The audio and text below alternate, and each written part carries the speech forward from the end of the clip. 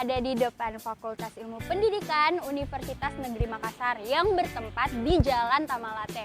Kalian pada tahu nggak sih Jalan Tamalate itu di mana? Mari kita cari tahu tentang Jalan Tamalate di warga sekitar. Sekarang saya sudah bersama warga sekitar di Jalan Tamalate untuk cari tahu apakah Bapak itu tahu apa tidak sih Jalan Tamalate. Yuk ikut saya. Permisi Bapak. Ya, ada yang bisa saya bantu? Iya, begini Bapak. Bapak ini sudah berapa tahun tinggal di sini? Kalau tinggal di Makassar saya sudah hampir 8 tahun, tapi untuk dijualan di sini 4 tahun. Apa Bapak tahu nggak sih apa sih Jalan Tamalate ini artinya atau bagaimana Pak? Kalau saya sepengetahuan saya, ya kalau jalan Tamalate dari ujung situ sampai ujung sana tahu, tapi kalau artinya tahu nih. Soalnya saya orang Jawa jadi kan. Oh iya. Maksudnya tahu jalan Tamalate memang, tapi artinya nggak tahu memang.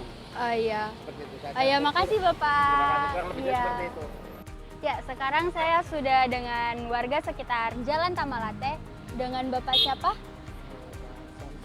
Bapak Syamsul. Oke, Bapak Syamsul ini sudah tinggal di Makassar sudah berapa lama? Berapa tahun? 25 tahun. Wah, sudah lama juga ya Pak. Bapak kan selalu di sekitaran Jalan Tamalate. Apakah Bapak tahu sejarah dari nama jalan tersebut atau arti dari nama jalan tersebut?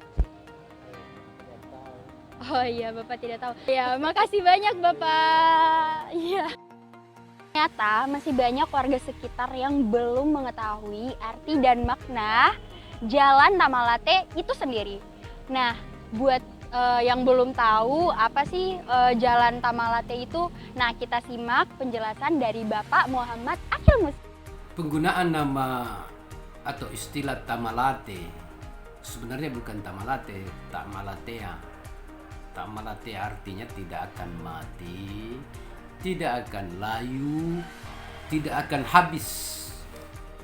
Jadi ini semacam prinsip dalam hidup, semacam moto. Jadi penggunaannya kemudian semakin melekat dan semakin abadi karena kemudian digunakan dalam berbagai hal. Seperti nama jalan, kita kenal ada Jalan Tamalate, kemudian ada satu kecamatan di Kota Makassar namanya Kecamatan Tamalate. Bahkan ini juga digunakan di dalam satuan ketentaraan. Ada di istilah Yonif 726 Tamalate. Nah, kenapa ini digunakan? Karena ini prinsip hidup yang baik. Tapi monumental historisnya adalah dulu nama istana Raja Goa yang pertama itu disebut dengan Istana Tamalate. Yang kedua apa? Ada satu perjanjian antara orang Bone dengan orang Goa, orang Bone dengan orang Makassar yang disebut dengan Ulukanaya di Tamalate atau Perjanjian Tamalate. Ini terjadi pada tahun 1504 antara Raja Bone ke-6 yakni Laulio Botee Petamatindo Teru yang kemudian bersepakat dalam satu perjanjian dengan Raja Goa yakni Raja Goa ke-9 Tumapakarisi Kakalona. Waktu itu keduanya sepakat menjalin persahabatan dan cinta di antara dua kerajaan besar.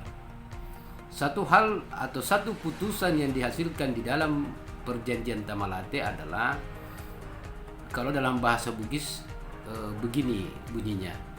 Nareko engka purina to bone madotasi to mangkasae.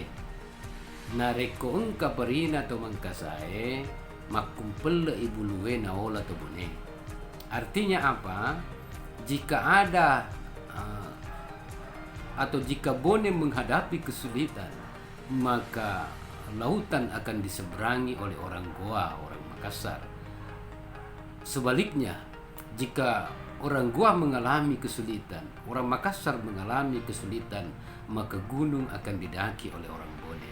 Itu salah satu hasil kesepakatan perjanjian atau Ulu Kanaya di Tamalate.